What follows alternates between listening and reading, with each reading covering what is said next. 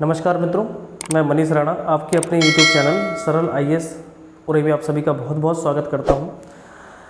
जिस प्रकार हम लोग वर्ल्ड हिस्ट्री की बात कर रहे हैं, वर्ल्ड हिस्ट्री के बाद में हम लोगों ने जो लास्ट तक चर्चा कर ली थी वो लास्ट था धार्मिक सुधार आंदोलन। यूरोप में पुनर्जागरण हुआ और पुनर्जागरण के कारण हमने बताया था यह केवल बौद्धिक विकास नहीं, मानसिक चेतना का भी विकास है और मानसिक चेतना का विकास सर्वव्यापी जो चर्च व्यवस्था है इन सबसे प्रभावित होकर हमने बताया था एक तरफ आर्थिक एवं भौतिक परिवर्तन देखने को मिले तो दूसरी तरफ वैचारिक परिवर्तन देखने को मिले।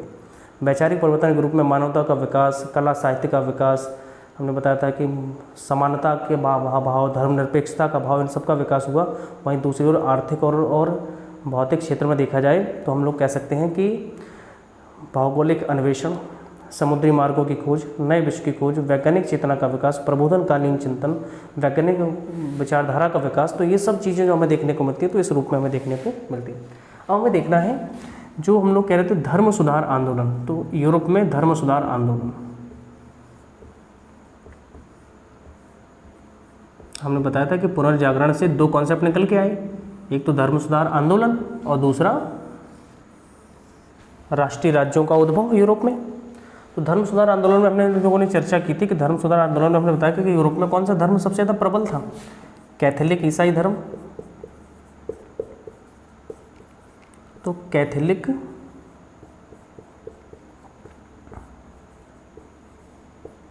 ईसाई धर्म, और दूसरी ओर हमने बताया था कि इसी धर्म के विपरीत एक जर्मन पादरी है जिसकी हम लोग बात करें। एक सेकंड रुकिए, मैं इंक डाल लेता हूँ। असुविधा के लिए क्षमा चाहता हूँ मित्रों, थोड़ा सा मार्कर में इंक कम हो गई थी इस वजह से। चलिए, तो हमने बताया था एक तरफ है कैथोलिक ईसाई धर्म और इसी के विरोध में हमने बताया था कि नया कॉन्सेप्ट निकलेगा, इसको हम लोग कहते हैं प्रोटेस्टेंट आंदोलन।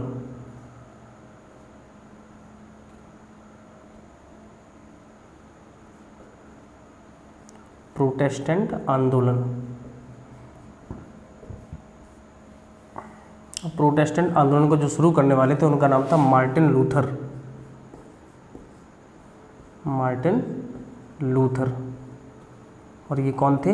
एक जर्मन पादरी थे।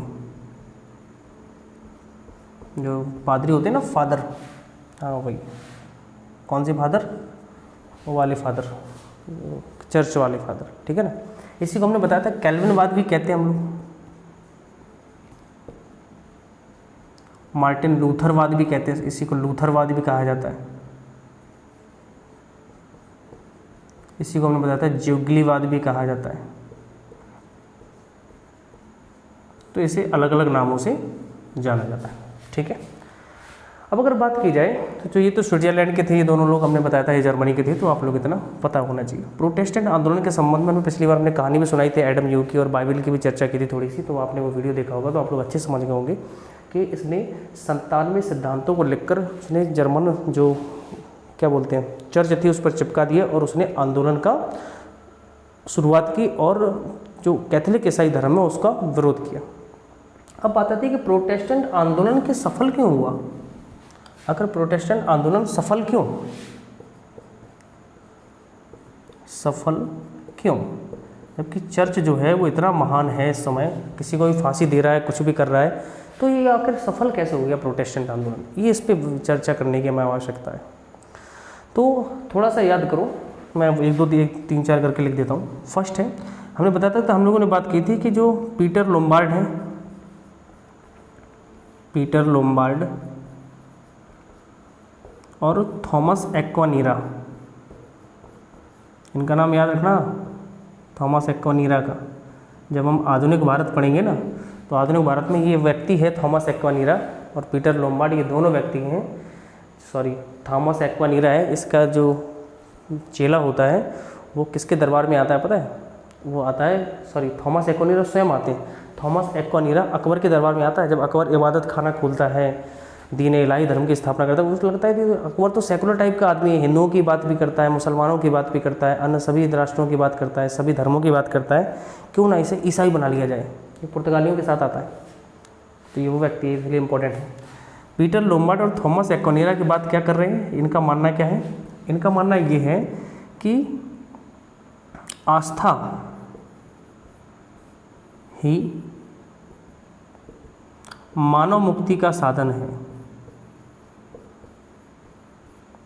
मानव मुक्ति का साधन है।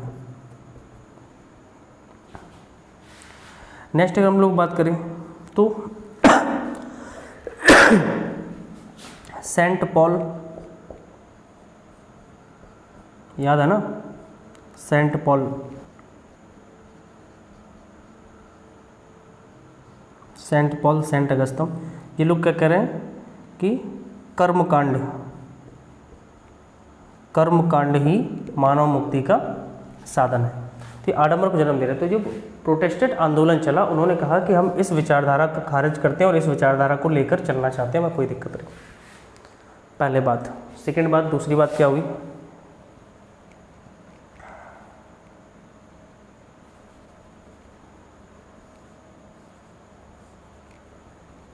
उन्होंने कहा कि हम इसको मानेंगे और इसको खारिज करते हैं। दूसरी बात क्या है कि यूरोप में इतने सारे लोग प्रोटेस्टेंट आंदोलन से आकर जुड़े क्यों, ऐसा क्या कारण था कि प्रोटेस्टेंट आंदोलन से जुड़ते गए। तो सबसे पहले हम देखते हैं कि सब लोग जुड़े क्यों। तो इसके कई सारे कारण थे, कुछ धार्मिक कारण थे, कुछ आर्थिक कारण थे, कुछ सामाजिक कारण थे, सब कुछ थे। धार्मिक कारण क्या थे, आर्थिक कारण क्या थे, सामाजिक कारण क्या थे। सामाजिक कारण यह था कि जो सर्वव्यापी चर्च व्यवस्था कैथोलिक ईसाई धर्म था, इसने समाज को में रूढ़िवाद को जन्म दिया। ये अपने आप को महान कहते थे, बाकी जनता को बेवकूफ़ समझते थे।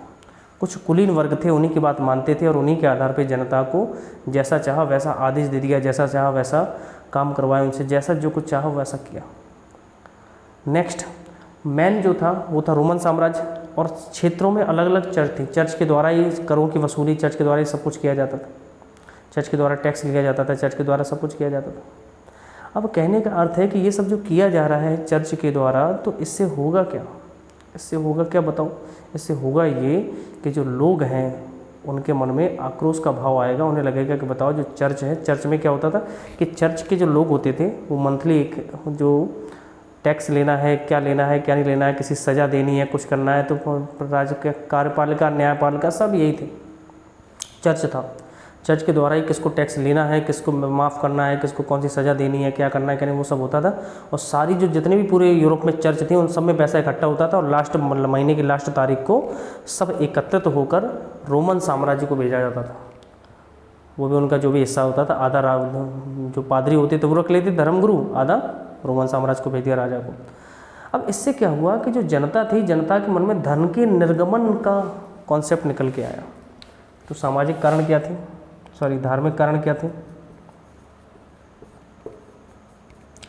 धार्मिक कारण की चर्चा करें तो धन के निर्गमन, धन के निर्गमन का सिद्धांत।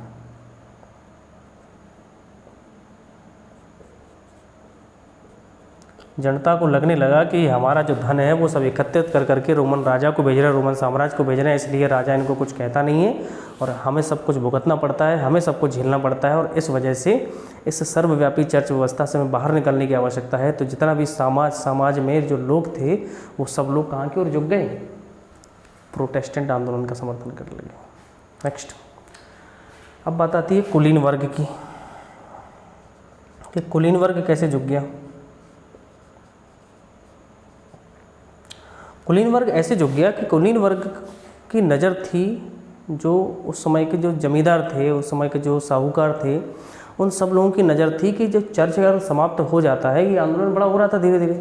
कुलीन वर्ग ने दिमाग लगाया कि यार यदि चर्च समाप्त हो जाती है तो चर्च के पास बहुत सारी उपजाऊ भूमि है और उस पर कब्जा करने किसके मिलेगा, हम लोग।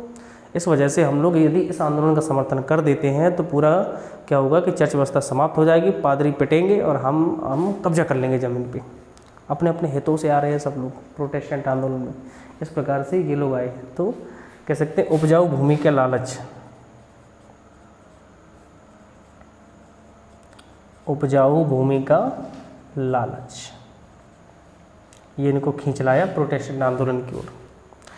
नेक्स्ट जो किसान थे वो सब किस पर आए, तो वो सब इसलिए आए कि चलो हमें राहत मिलेगी इन सब चीज़ों से, ये सब चीज़ें बहुत बड़ी परेशान कर रही हैं, तो इन सबसे हमें राहत मिलने का एक मौका मिलेगा। नेक्स्ट राजनीतिक कारण क्या थे। अब राजनीतिक कारण ये थे कि यूरोप में राष्ट्रीय चेतना का उद्भव हो रहा था। अब राष्ट्रीय चेतना का जब उद्भव हो रहा था तो ऐसी स्थिति तो केवल चर्च थी, केवल चर्च थी।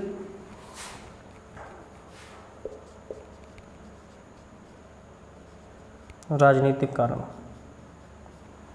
केवल चर्च ही ऐसी थी जो राजाओं को नहीं मानती थी, किसी को नहीं मानती थी, ना उनकी सीमाओं को मानती थी। वो कहती थी जो कुछ भी है चर्च है, सर्वव्यापी चर्च व्यवस्था है। मामला समझ रहे, रोमन साम्राज्य का हाथ है हमारे ऊपर। अब जो बेचारे छोटे छोटे जो राजा थे, कुछ हो ही नहीं पा रहा उनका, ना तो सेना इकट्ठी कर पा रहे, ना तो अपनी जनता पे स्थापना कर पा रहे, कुछ नहीं कर पा रहे।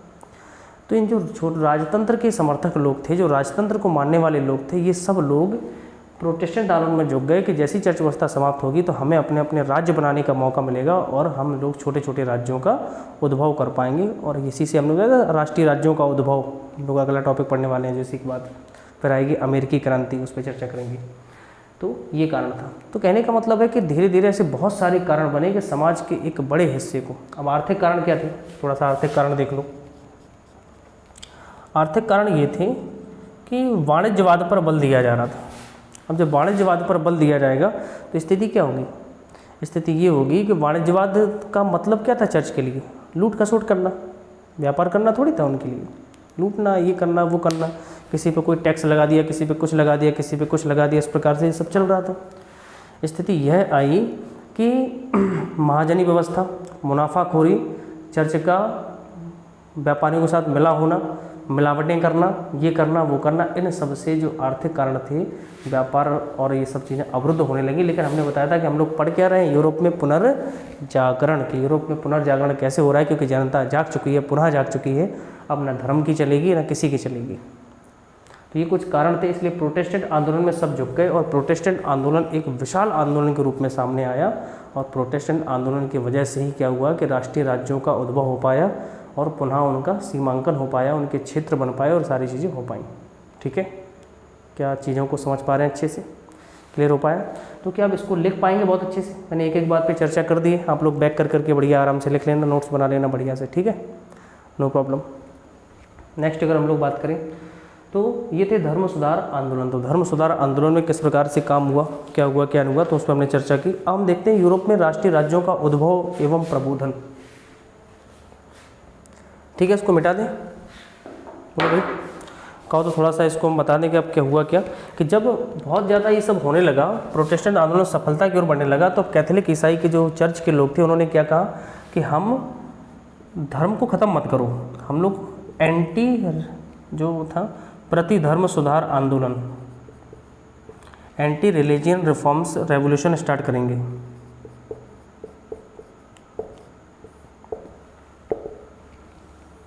कि प्रति धर्म सुधार आंदोलन, कि हमारे धर्म में जो जो कमियां हैं उन कमियों को, तो धर्म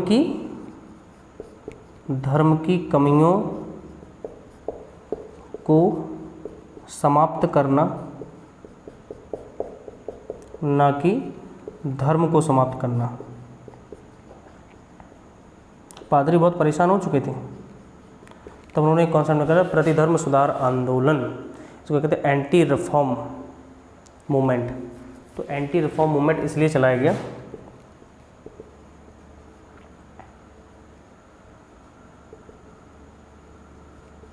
तो एंटी रिफॉर्म मूवमेंट का जो पर्पस था वो क्या था कि धर्म की जो कमियां हैं उनको समाप्त करके धर्म को स्थापित बना रहने देना, ना कि धर्म को उखाड़ फेंकना। ठीक है, इतनी बात क्लियर होगी? कोई समस्या है? मिटा दें इसको। चलिए, बहुत बढ़िया। किस प्रकार से ये काम किया, किस प्रकार से आगे बढ़ा, वो सारी चीज़ें। तो यूरोप में राष्ट्रीय राज्यों का उद्भव समय अगला टॉपिक देखना है।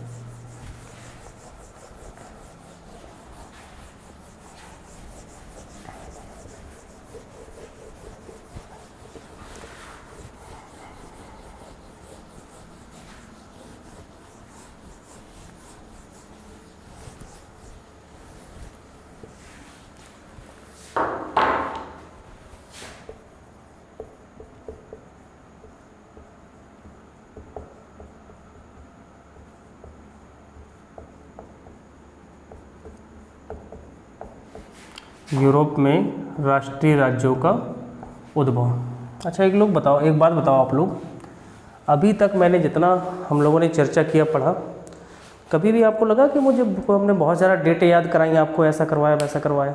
बस एक डेट बताई थी, कुस्तुनतुनिया का पतन, बस, उसके अलावा कोई डेट हमने याद करवाई? इतिहास पढ़ने में एक बहुत बड़ी भ्रांति है कि बहुत सारी डेटें याद करनी पड़ती हैं। बहुत बड़ी गलती है ये, याद नहीं करनी पड़ती। आपको कहानी पता होनी चाहिए, आपको सारी चीज़ें आप सोच पाएँ। डेटों का क्या है, तो रट्टू टोता रटते हैं, तो वनडे एग्ज़ाम के लिए होता है कि ये कब हुआ वो कब हुआ। हाँ, कुछ इंपॉर्टेंट डेट होती हैं जो याद करनी पड़ती है, ऐसी बात नहीं है सॉरी, कुछ इंपॉर्टेंट डेट जो आपको याद करनी ही पड़ेंगी, वो कुछ नहीं हो सकता। थोड़ा सा इतिहास क्या है, थोड़ा समझो अच्छे से। जैसे आपका जीवन है, क्या आप अपने जीवन की हर एक घटना को डेट बाई डेट याद रखते हैं? मैंने इतने डेट को इतने बजे जूस पिया था, इतनी डेट को इतने बजे ये किया था। कुछ महत्वपूर्ण ही तो होता है ना, जिन्हें हम डेटों के हिसाब से याद करते हैं। जैसे हमारा जन्मदिन हो गया, अगर पति पत्नी है तो उनका जन्मदिन हो गया, बच्चों का जन्मदिन हो गया, माता पिता का कुछ हो गया, तो ये सब तो बहुत ही कम रेयर मोमेंट होते हैं ना जो हम लोग डेट वाइज याद रखते हैं। बाकी टाइप कहानी वाइज याद रखते हैं। वैसे इतिहास कुछ चीज़ें हैं जो डेट वाइज याद करनी पड़ती है, बाकी कहानी वाइज याद रखो, सबसे बेस्ट है।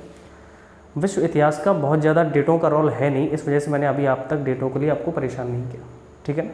जहाँ जहाँ डेटों की बात आएगी मैं कहूँगा कि इसको डेट को याद कर लेना इंपॉर्टेंट है, ठीक है ना। तो इसका मतलब उसे याद करना ही है, ठीक है, कोई दिक्कत नहीं। जब सबसे ज़्यादा इंपॉर्टेंट है यूपीएससी और पीसीएस में modern India, modern history and Indian national movement, भारतीय राष्ट्रीय आंदोलन, इसको मैं हम लोग इतनी गहराई से पढ़ेंगे कि इसमें हम लोग डेटों को भी याद रखेंगे, सब कुछ याद रखेंगे, ठीक है ना। वर्ल्ड हिस्ट्री में बहुत ज़्यादा लोड लेने की आवश्यकता है नहीं, आपको जितना याद हो जाता है उतना पर्याप्त है, नहीं हो जाता नो प्रॉब्लम, कहानी के रूप में याद रखो। आपको आइडिया रहे कि विश्व में उस समय चल क्या रहा है, जब भारत में ये सब चल रहा है, ठीक है। भारत में जब राष्ट्रीय आंदोलन चल रहे हैं ये सब, उस समय आपको पता है कि इंडिया में क्या चल रहा है। इस समय इंडिया में आपको पता है मुग़ल काल चल रहा है, और मुग़ल काल जब यूरोप में ये सब चल रहा है ना, इसी वजह से भारत में भी देख रहा है। तो जो अकबर है वो क्या कर रहा है, वो भी रिलीजन को खारिज करने की बात करता है। वो क्योंकि अकबर पढ़ा लिखा ज़्यादा था नहीं, अकबर दिमाग का बहुत तेज़ था, ये रियल है। अकबर ने इबादत खाना बनवाया, बोले सभी धर्मों के लोग आकर। अब पहले क्या होता था, मौलाना आते थे कुरान लेकर, बोले ये तो कुरान के खिलाफ़ है, सुल्तान सम्राट ये तो कुरान के खिलाफ़ है, ऐसा तो आप कर ही नहीं सकते। बोले अच्छा गलती हो गई, चलो वापस लेते हैं नियम को, ये सब हो। उसने कहा कि अब तुम लोगों की खबर लेता हूँ, मैं पढ़ा लिखा नहीं, तुम लोग उल्लू बनाते हो सारे मौलाना को। उसने कहा कि उसने इबादत खाना, हिंदू मुस्लिम सिख ईसाई कोई भी हो, सब जाके वहाँ सर्वधर्म प्रार्थना स्थल था, कोई भी जाके प्रार्थना कर सकता था। जब लोग प्रार्थना करने जाते थे तो ये बुला देता था, बोले आ जाओ, जब बुला जाओ, जब सब आ जाते थे तो बैठते थे, सब प्रार्थना करते थे, आंखें खोल खोल के देखता रहता था, सबकी बातें सुनता रहता। उसने सारी धर्म ग्रंथों को लगभग समझ लिया। फिर उसने चलाया आंदोलन, ये व्यवस्था वो व्यवस्था। जब मन से वो आते थे मौलाना लेकर, बोले अरे इसमें तो ऐसा नहीं लिखा, बोले तुम्हें तो उसने कह रहे थे कि ऐसा ऐसा था। अब मौलाना बड़े परेशान हो गए, यार ये तो बहुत होशियार निकले, तो वो सब है, ठीक है ना। अब यूरोप में राष्ट्रीय राज्यों का उद्भव क्या है, तो अब सबसे पहले हम देखेंगे कि यूरोप में जो राज्य नामक संस्था है उसका विकास कैसे हुआ। फिर हम देखेंगे कि राज्यों की जो भौगोलिक सीमाओं का सीमांकन है वो कैसे हुआ। तो राज्य का विचार कैसे, या राज्य की धारणा कैसे,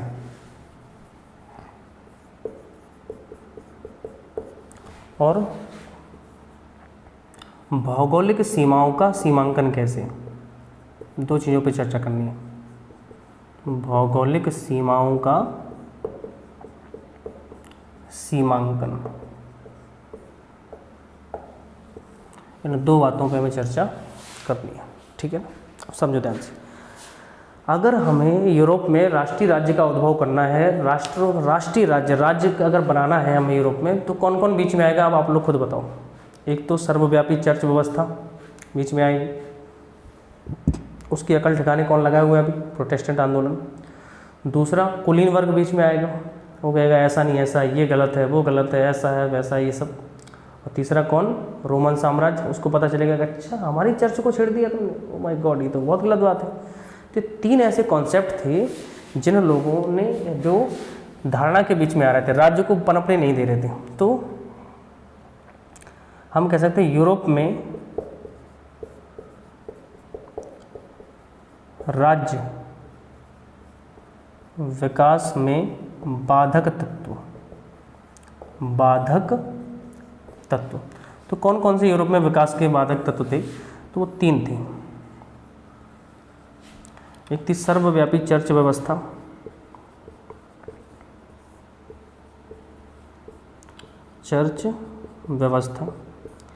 एक था कुलीन वर्ग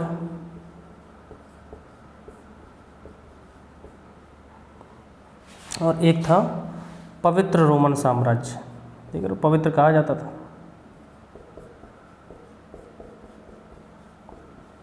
सोचो, साम्राज्य को पवित्र कहा जा रहा है, चर्च को सर्वव्यापी कहा जा रहा है कि हर जगह सर्वत्र है, ओमनी प्रेजेंट।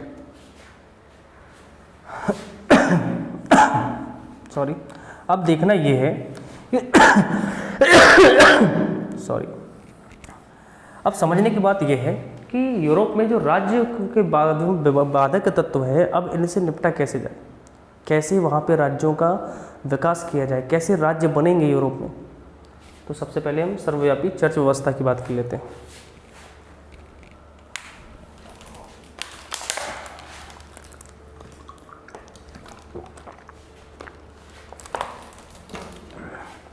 तो सर्वव्यापी चर्च व्यवस्था में सबसे पहली बात ये आती है कि धन का निर्गमन। हमने बताया था कि चर्च का काम यह था कि सबको सजा सुनाना, ये करना, विधायक का, कार्यपालिका, न्यायपालिका सब यही है, नियम भी यही बनाते हैं, कानून भी यही बनाते हैं, न्याय भी यही करते हैं, टैक्स भी यही वसूलते हैं, टैक्स भी यही निर्धारित करते हैं, सब कुछ करते हैं। सब पैसा इकट्ठा होता है, फिर सब पैसे को इकट्ठा किया जाता है, फिर सारा पैसा कहाँ भेजा जाता है, रोमन साम्राज्य को भेजा जाता है हिस्सा, और खुद रख लिया जाता है। इससे जनता में एक बात फैली कि दरअसल ये लोग हमारे जो देश है, हमारी जो संपदा है, इसको लूट लूट कर राजा के पास भेज रहे हैं, रोमन साम्राज्य सम्राट के पास भेज रहे हैं। इस वजह से धन का निर्गमन ये चर्च कर रही है। इस वजह से हमें चर्च पर विश्वास नहीं करना चाहिए, हमें अपने अपने राज्य विकसित कर देने चाहिए, जिसके माध्यम से हम उनके हिसाब से अपनी व्यवस्थाओं को सही से अनुकूल कर पाएँ। ठीक, नेक्स्ट नेक्स्ट कंडीशन ये थी कि लोगों में राष्ट्रीय चेतना का विकास हो चुका था। नागरिकों में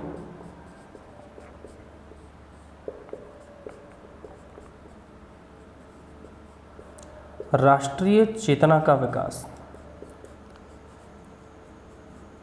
नागरिकों में राष्ट्रीय चेतना का विकास हो चुका था। वह अब राष्ट्र की मांग करने लगे थे कि हमें भी मौलिक अधिकार होने चाहिए, हमें भी ह्यूमन राइट होने चाहिए, ये होना चाहिए, वो होना चाहिए, ऐसा वैसा, हमारे पास ये क्यों नहीं है, हमारे पास वो क्यों नहीं है। और ये चर्च कह रहा था, अरे थमो थमो, ईश्वर की बात सुनो। बोले ईश्वर हम बाद में देखेंगे, पहले खुश तो रहें जीवन में, तब तो ईश्वर की बात करेंगे।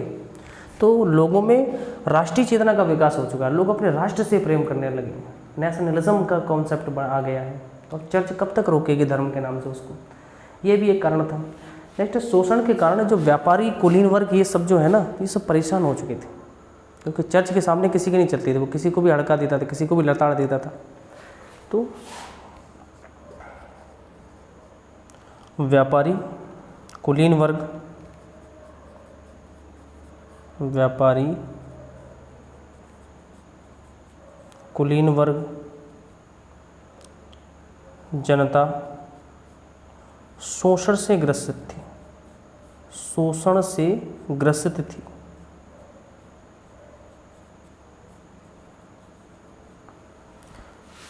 तो ये चर्च, सर्वव्यापी चर्च व्यवस्था के कारण है कि इसमें बाधक ये बन रहे थे, लेकिन जनता इस वजह से प्रोटेस्टेंट आंदोलन की ओर भाग रही थी और राष्ट्रीय राज्यों के उद्भव की बात कर रही थी, और धर्म को थोड़ा सा पीछे की ओर देख रही थी, सेकंड पायदान पे देख रही थी।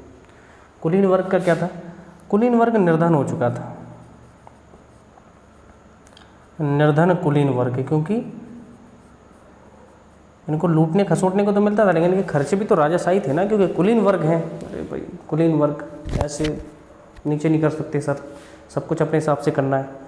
तो कहने का अर्थ यह है कि ये सब जो व्यवस्थाएं हैं, ये सब जो प्रक्रियाएं हैं, इन प्रक्रियाओं के माध्यम से लगातार क्या हो रहा है कि जो कुलीन वर्ग है वो कमज़ोर होता चला जा रहा है, निर्धन होता चला जा रहा है। और दूसरी ओर जब भौगोलिक अन्वेषण हुआ, समुद्री मार्गों की खोज हुई, व्यापार किए गए, नए नए भौगोलिक क्षेत्रों से व्यापार किए गए, तो जो व्यापारी वर्ग है वो गरीब होगा कि अमीर होगा? जाहिर सी बात है, वो तो अमीर होगा। तो हम कह सकते हैं व्यापारी वर्ग आर्थिक रूप से समृद्ध था, आर्थिक रूप से समृद्ध था। तो क्या ये राष्ट्रीय राज्य जो है यूरोप में राज्य विकास में बाधक, तो राष्ट्रीय राज्यों का जो उद्भव है उसमें क्या कुछ कर पाएंगे कुलीन वर्ग? पहले से ही निर्धन बैठे, कुछ है नहीं इनके पास।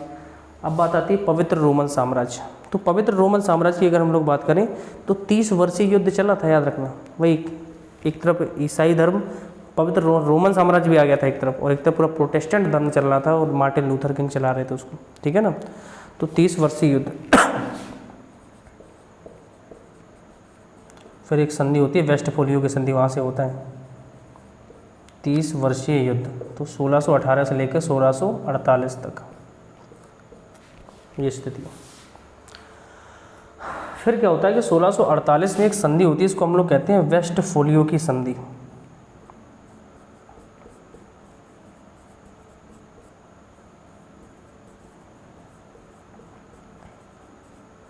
अब जो भी हो रहा है, जो रोमन राजा ही कर रहा है ना, किससे संधि करनी है, कैसी विदेश नीति होगी, क्या होगा क्या नहीं होगा, सारी चीज़ें।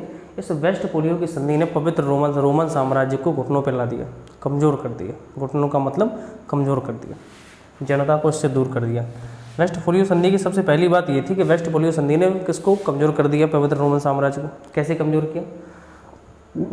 जो क्षेत्रीय राजतंत्र के समर्थक लोग थे, राजा तो थे नहीं, यही था, छोटी छोटी रियासतें वगैरह थी, वो उसने छीन ली थी, बहुत लंबा रोमन साम्राज्य था। तो जो राजतंत्र के समर्थक लोग थे, उन लोगों ने ये कहा कि अब हम आपकी बात नहीं मानेंगे, जब भी किसी देश से कोई समस्या आएगी, अंतर्राष्ट्रीय बात होगी, तो अंतर्राष्ट्रीय संबंधों में कूटनीति को महत्व दिया जाएगा कि हम उनसे बात करेंगे और संधियाँ करेंगे, लड़ाएंगे नहीं। तुमने कहा कि लड़ जाओ, हम लड़ गए, हम पर हम मर गए, तुम राजा बने रहे, हम कुट गए, कोई मतलब हुआ नहीं। अंतर्राष्ट्रीय संबंधों में कूटनीतिक समग्रता होनी चाहिए। तो अंतर्राष्ट्रीय संबंध, अंतर्राष्ट्रीय संबंधों को महत्व दिया जाएगा, ये कहा गया। दूसरा, मान लो कोई एक छोटी सी रियासत है, समर्थक लोग हैं, छोटा सा कोई राजा है, मान लो रोमन साम्राज्य के अंतर्गत आता है। अगर किसी विदेश से कोई बात होती है, कोई ऑफर आता है उस प्रजा राज्य के लिए, है तो तुम्हारे अंडर में।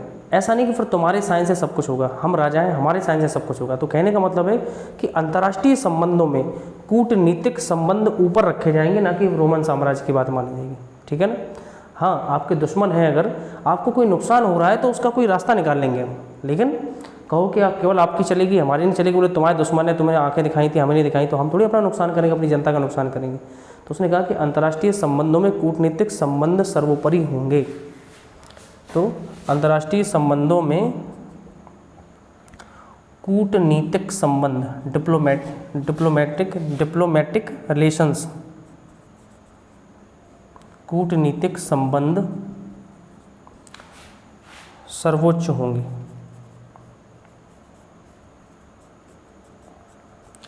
तीसरा, उन्होंने कहा कि जब भी होता है, उन्होंने कहा कि जाओ शस्त्र उठाओ और आक्रमण कर दो उस पर, ये नहीं चलेगा।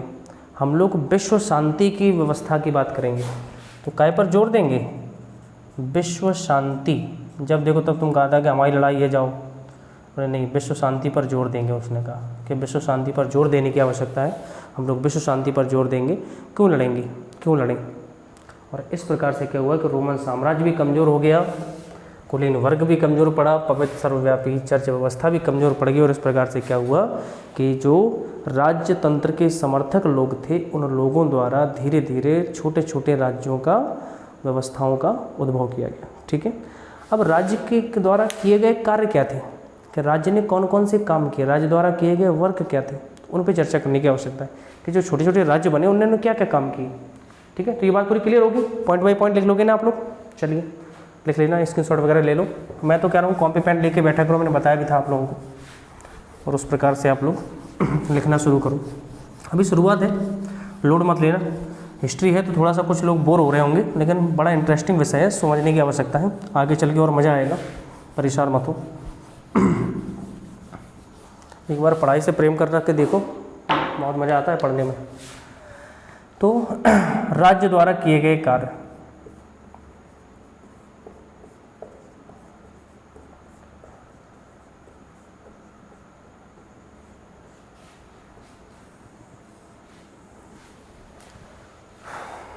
तो राज्य द्वारा किए गए कार्य कौन थे?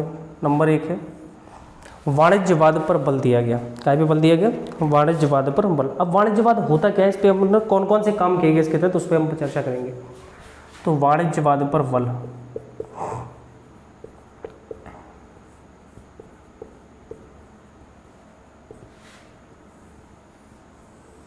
पहला काम यह था कि वाणिज्यवाद पर बल दिया गया। अब वाणिज्यवाद पर बल का मतलब क्या है? तो राजनीतिक उद्देश्यों और राजनीतिक मजबूती को प्रदान करने के लिए उद्देश्यों को प्रेरित, यह एक आर्थिक कार्यक्रम होता है। राजनीतिक उद्देश्यों को प्रेरित करने के लिए वाणिज्यवाद एक आर्थिक कार्यक्रम है। आप लोग लिख ले रहे हैं इसको, ठीक है ना। तो वाणिज्यवाद क्या होता है? तो वाणिज्यवाद का मतलब होता है कि राजनीतिक जो उद्देश्य होते हैं उनको प्रेरित करने के लिए यह एक आर्थिक कार्यक्रम है जिसके तहत निम्न कार्य शामिल होते हैं। ठीक है, कौन कौन से कार्य शामिल होते हैं? सबसे पहले उद्देश्य क्या होता है? राजतंत्र को स्थापित करना, ये सब होता है, नो प्रॉब्लम। सबसे पहला होता है वाणिज्यवाद पर बल। कैसे? सबसे पहला है बुलियनवाद को बढ़ावा। पहली बार सुन रहे हैं ना इस शब्द को, बुलियनवाद को बढ़ावा। अब समझ रहे हो बुलियनवाद क्या है? बुलियनवाद पर बढ़ावा का मतलब ये होता है कि जो सोना, चांदी, टीन, जस्ता, ये सब जो तांबा है, तो जो हम कह सकते हैं ना कि महत्वपूर्ण धातुएं, उस समय वो यूरोप में एक कॉन्सेप्ट चल रहा था कि जिस देश के पास सबसे ज़्यादा महत्वपूर्ण धातुएं होंगी, सोना चांदी होगा, वही देश सबसे समृद्ध, सबसे शक्तिशाली देश माना जाएगा। और इस प्रकार क्या होगा कि अमेरिका, अफ्रीका, भारत, एशिया, इन सब देशों से ब्रिटिशों द्वारा सोना लूटा जा रहा है, इससे क्या है सबसे समृद्ध राष्ट्रों के रूप में स्थापित हो सके। तो हम कह सकते हैं कि कीमती धातुओं के संग्रह पर बल, ठीक है ना, कीमती धातुओं के संग्रह पर बल। और क्या होता है वाणिज्यवाद? वाणिज्यवाद में और क्या कहा जाए? वाणिज्यवाद में और दूसरा होता है आर्थिक राष्ट्रवाद को बढ़ावा देना, या हम कह सकते हैं अनुकूल व्यापार संतुलन। अनुकूल व्यापार संतुलन। अनुकूल व्यापार संतुलन का अर्थ क्या हुआ कि व्यापार संतुलन का मतलब होता है कि केवल आयात नहीं होना चाहिए, केवल निर्यात नहीं होना चाहिए, आयात भी होना चाहिए और निर्यात भी होना चाहिए। और ये हमेशा कैसे होने चाहिए? बराबर होने चाहिए, संतुलन बना रहना चाहिए। ठीक है, नेक्स्ट, ये होते क्यों व्यापार करें कि आयात निर्यात क्यों कहते हैं? तो राष्ट्र की समृद्धि को बनाए रखने के लिए। तो ये क्या होता है? अनुकूल व्यापार संतुलन क्या होता है? राष्ट्र की समृद्धि को बनाए रखना। तो अगर पॉइंट बाय पॉइंट लिखना चाहो तो इसको हम लोग क्या लिखेंगे? पहले पॉइंट को कि वाणिज्यवाद के अंतर्गत बुलियनवाद को बढ़ावा दिया गया, या हम कह सकते हैं कि कीमती धातुओं के संग्रह पर बढ़ावा दिया गया जिससे कि राष्ट्र एक समृद्ध राष्ट्र के रूप में स्थापित हो सके। नंबर दूसरा, अनुकूल व्यापार संतुलन। अनुकूल व्यापार संतुलन का अर्थ क्या है कि आयात और निर्यात का संतुलन बना के रखा जाए जिसके माध्यम से राष्ट्र की समृद्धि बढ़े। तीसरा अगर हम लोग बात करें तो नेक्स्ट है उपनिवेशवाद पर बल। उपनिवेशवाद हमने पहली क्लास में बताया था आपको, कोलोनियलिज्म। उपनिवेशवाद पर बल कि जब राष्ट्र में जो चीज़ें उत्पादित की जा रही हैं, वस्तुएं बनाई जा रही हैं, उनके लिए क्या होगा? उनके लिए सबसे पहले तो होता है कि जो छोटी छोटी फैक्ट्रियां लगाई गई हैं, उपनिवेशवाद के दो उद्देश्य होते हैं कि जो हर जगह पर नील की खेती नहीं होगी, हर जगह पर कपास नहीं होगा, हर जगह पर नहीं होती। जो चीज़ खेती यूरोप में होती है वो भारत में नहीं होती, कश्मीर साइड तो हो भी जाती हैं। और जैसे आज हम यहाँ पे सेब की खेती करें उत्तर प्रदेश में, अपने उरई शहर में, तो क्या होगी? नहीं होगी, कश्मीर में ही होगा सेब। ठीक है, तो कहने का अर्थ यह है कि बहुत सारी खेतियाँ यहाँ नहीं हो सकती, बहुत सारी खेतियाँ वहाँ नहीं हो सकती। अब जो यहाँ से वस्तुएं उन्हें चाहिए, क्योंकि कच्चा माल भी तो चाहिए ना, रॉ मटेरियल। फैक्ट्री में पहले कच्चा माल चाहिए तभी तो वस्तुएं तैयार होंगी। तो हम कह सकते हैं कच्चे माल की पूर्ति। उद्देश्य क्या है? कच्चे माल की पूर्ति प्लस वस्तुओं को बेचने के लिए बड़े बाजार की आवश्यकता। बड़े बाजार की आवश्यकता। तो बात समझ पा रहे हो? कंडीशन क्या है? कंडीशन ये है कि उपनिवेशवाद का मतलब होता है कि कच्चे माल की पूर्ति और बड़े बाजार की आवश्यकता कि हम अपनी वस्तुओं को बेच सकें, निर्यात कर सकें, वहाँ पे सेल कर सकें। इसी के लिए तो क्या होगा कि देशों पे कब्जा किया जाता है। जैसे भारत पे ब्रिटिश ने कब्जा किया है तो और हमारे यहाँ के किसानों को ज़बरदस्ती की नील की खेती कराई जाती है, अफीम की खेती कराई जा रही, क्यों? उसका कारण ये है कि दक्षिण अमेरिका में कॉटन बनता था, वहाँ से ब्रिटेन है, इंग्लैंड अमेरिका में गुलाम बनाए हुए, अमेरिका को भी, वो भी पहला गुलाम था, उपनिवेश था।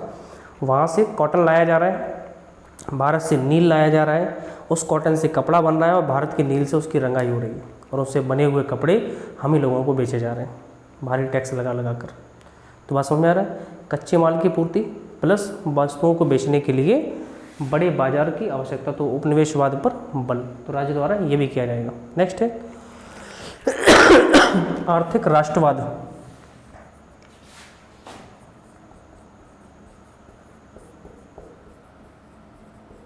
आर्थिक राष्ट्रवाद को बढ़ावा देना।